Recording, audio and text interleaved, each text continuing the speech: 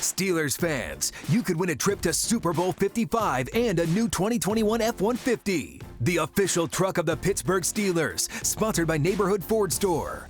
Rules and regulations are on the entry page, and remember, this contest is a twofer. Scroll down the page after you voted for the super fan of your choice and enter to win that truck. Visit FordHallOfFans.com/football. Welcome back, everyone. Bob Pompeani, Chris Mueller. Before we go to the phone lines, Chris, it's interesting because I thought last week, it was prudent that the Steelers did not bring some of their star players to Cleveland. They rested. Everybody thought it was a great move. They felt invigorated. Every single one of those guys played badly. So it goes to show you about what you think of those things. But the defense specifically, we haven't talked about that, and I want to also before I get on with the next topic here, and that would be they got nothing on Baker Mayfield. Zero. For a team that makes its living doing that, especially against a makeshift offensive line, which featured somebody named Blake, who just introduced himself to Baker. Hello, I'm Blake. Who are you? I'm Baker. Okay, Baker. I mean, come on. How bad can that get?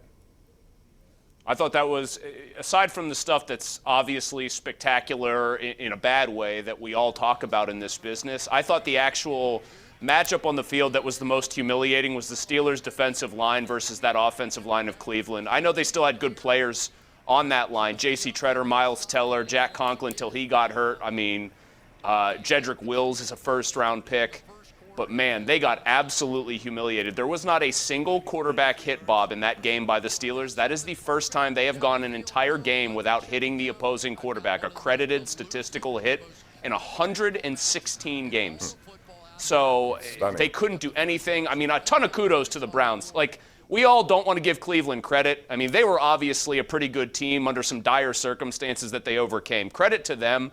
They absolutely humiliated the Steelers. I don't want to make this all about the Steelers' failings. The Browns have a good offensive line, and they prove that they have a lot of guts in the way that they played in this game. Yeah, but they were also doing what Browns do in that they were giving up a big lead, and if the Steelers had converted a 4th and 1 in midfield, who knows what could have happened. It could have been a one-possession touchdown game with still plenty of time left, which leads us to that two of them. 4th down, 38-yard line, punt, made no sense to me at 28-0 down.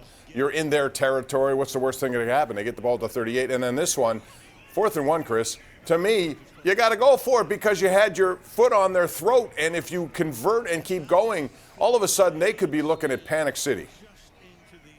Two horrible punts by Jordan Berry, but I'm with you. I'll say it. It was both of those were cowardly decisions by Mike Tomlin, who claims to not live in his fears and this and that. He makes these decisions in just what seems like a completely inconsistent and scattershot way.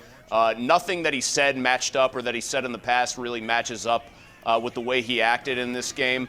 And you know what? With that second one, when they were down 35-23, maybe they go for it, they get a touchdown and cut it to 35-30, right?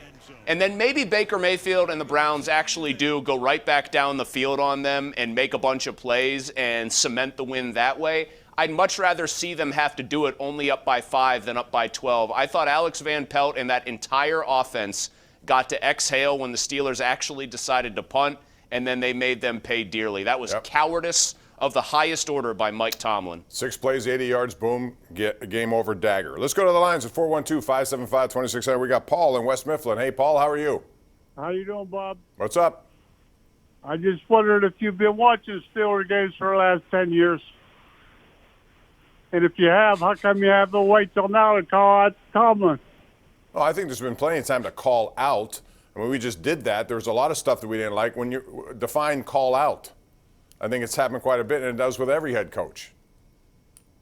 I think the thing about the last 10 years for this team is you call out the head coach and you call out the quarterback that's a Hall of Famer, right? Right. I mean, those two have done nothing. Since they won Super Bowl 43, if the standard that is the standard here, to use a Mike Tomlinism, is championships, they've both done nothing, period, point blank. And you can end it with a full stop right there on those two.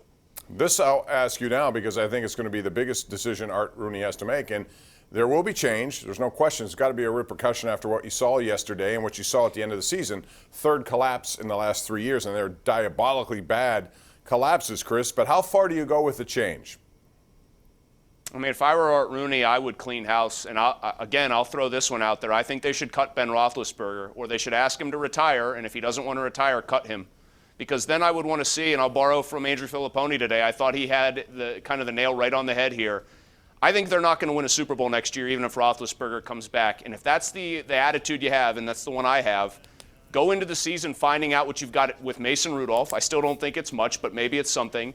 And see what Mike Tomlin's made of as a coach, with Ben Roethlisberger gone and presumably Tomlin able to exert more control over the entire roster, because obviously Roethlisberger kind of carries a lot of weight in that locker room and with that franchise.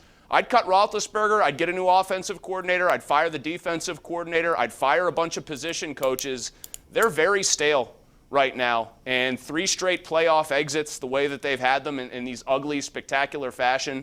The Jacksonville game, the humiliation at the hands of the Patriots a couple years back. That calls for change. If that doesn't, what does for this franchise? Seriously. I agree. I think you'll see coaching changes. I do think Roethlisberger will be back. It's 1 year left. They have cash issues no matter what they do.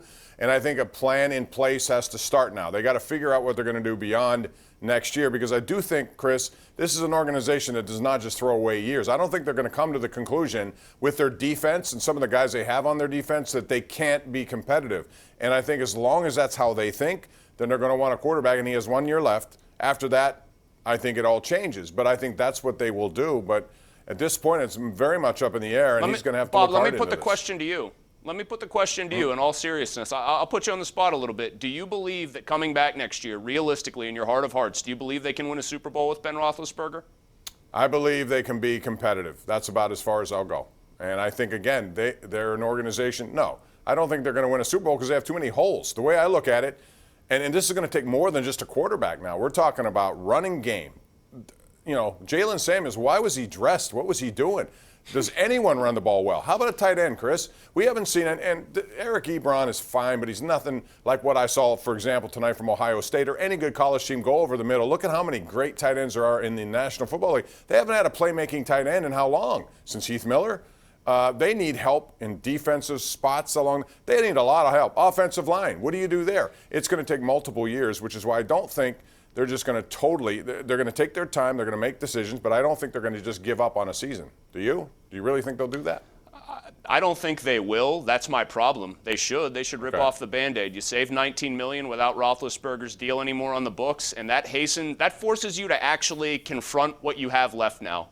When the future Hall of Famer's gone, what is left? And then you can do a much more honest evaluation of the pieces that are still in place, including the head coach, which I think they should. I just don't think that they will. All right, let's go. A lot of people want to talk. Jeff is next up. Hey, Jeff, welcome to the Sports Call. Go right ahead. Hey, thanks. I was listening to you guys, and I agree with everything you said. I think that they need a clean house. Give Ben all his accolades. He's great. He's going to be a Hall of Famer, but he's way past his prime. You can see the last 5-6 games, he's diminished. He's not mobile, and I just think that we need to get a new quarterback. Mason Rudolph is not the answer. We just need. All right, let me ask you, Jeff. Let me just ask you this, because it's easy to say that. How would you go about doing it? And when they pick 24th overall, it's going to take some ingenuity on their part or your part. How do you go about doing that next year? To me, it doesn't happen necessarily next year. It may or may not. It may or may not, but I think you're going to have to rebuild anyway. You might as well start now. All right. So what would you do, Chris, if you're specifically looking for a quarterback in next year's draft? It's not going to be easy to find one. And I don't know who drops that far. I don't think a guy that you think can be your franchise guy falls out of like the top 15 roughly anymore, but that's why I would rip the Band-Aid off. And I know this sounds like sacrificing a season. I get it. And maybe it is. I want to see what Mason Rudolph does for a 17-game season, because it'll be 17 next year. Best case scenario, he shows he's actually got something, and maybe you have your quarterback of the future. Worst case, they're a pretty bad football team, and then they have a much better chance at being in that top 12 or so picks where they can actually go get the guy that they think could be their quarterback of the future. All right. There's a lot that's going to happen in this offseason. It's going to be very interesting to follow, and they got to make a decision on Roethlisberger's due a $15 million bonus coming up in March rather soon, so I think that decision will be the first being made. We got a tweet here. It's time for our Tri-State Office Furniture Tweet of the Night. It's from Adam Schefter, who had an interesting take today. Offensive tackle Jared Veldheer, who started for the Colts on Saturday, is now signing with the Packers. Veldheer is going to be the first player in NFL history to play 2 postseason games for 2 playoff teams. He's allowed to sign with Green Bay because he was on the Colts practice squad. So there you go. History in the making. We got more coming up. 412-575-2600 right here live. It's Pittsburgh CW. You're watching the Ireland Contracting Nightly Sports Call.